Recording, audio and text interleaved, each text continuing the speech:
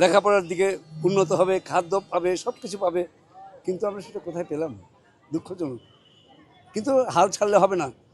Next ভবিষ্যৎ যারা প্রজন্ম আছেন তারা এটা নিয়ে এগিয়ে যাবে, তারা এটাকে আস্তে আস্তে, আমি বিশ্বের বিভিন্ন জায়গায় ঘোরার সুযোগ হয়েছে, ইউরোপের বিভিন্ন দেশে, ইন্ডিয়াতেও গেছি, কিন্তু মুক্তিযুদ্ধের যে কী সম্মান এটা আপনি না গেলে বুঝবেন না।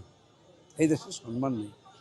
ওই 20,000 টাকা ভাতা, আল্লাহ মাফ করুক আমাকে, এটা আমরা চাইনি, এখনও চাই না, নিয়ে যান, কিন্তু একটু সম্মান দিন।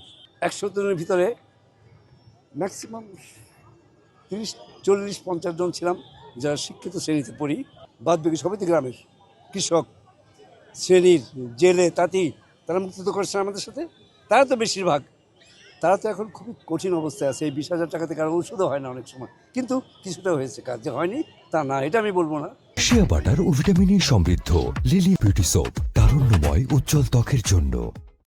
আপনি যদি আমাকে ব্যক্তিগত স্মৃতি রোমন্থন করতে বলেন, স্মৃতিচারণ করতে বলেন, তাহলে আমি বলবো যে সেই 71-এর এই দিনটিতে আমরা তখনও ভাবতে পারিনি যে আজকের রাতে এরকম একটা বিরাট আক্রমণ হবে আমাদের উপরে। আমি নিজে তখন ছাত্র ছিলাম বুয়েটে, তো আমি স্থাপত্যের ছাত্র ছিলাম।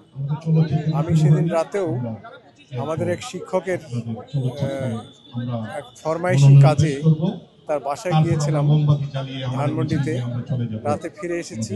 রাতে যখন এই আক্রমণটা হলো, বিশেষ করে ঢাকা বিশ্ববিদ্যালয়ে জগন্নাথ হলে, তখন আওয়াজ শুনে ঘুম ভেঙে উঠে আমি ভাবছিলাম যে কি হয়েছে, বুঝতে পারছিলাম না।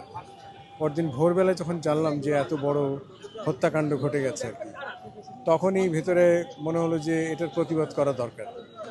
তখন বেরিয়ে গিয়ে, প্রথমে ঢাকায় ছিলাম 2 দিন, অন্য জায়গায় হোস্টেল থেকে বেরিয়ে পরে গ্রামের পথে রওনা হয়ে যাই, এবং তারপরে আমি মুক্তিযুদ্ধেও গিয়েছিলাম। আমার নাম মোহাম্মদ আবুল হায়াত হেদায়েত, আমি 2 নম্বর সেক্টরে, আমি গেরিলা মুক্তিযোদ্ধা। আমার মুক্তিযোদ্ধা সাদেক হোসেন খোকা মেয়র ছিল। তারপরে আপনার আমরা একই জগন্নাথ কলেজের, আমি 1965 সালে সাহিত্য সম্পাদক ছিলাম জগন্নাথ কলেজে। আমি ছাত্র ইউনিয়ন করতাম, মাহবুবজামান ভাইয়ের এরাও আমার সাথে ছিল। তো আপনার গাজী গোলাম দস্তগীর, তারপরে আজম খান যে গান করে, আমি এই কয়টা নাম বললাম কেন, আপনারা চিনতে পারবেন বিধায়, আরও অনেক ছিল আমার সাথে।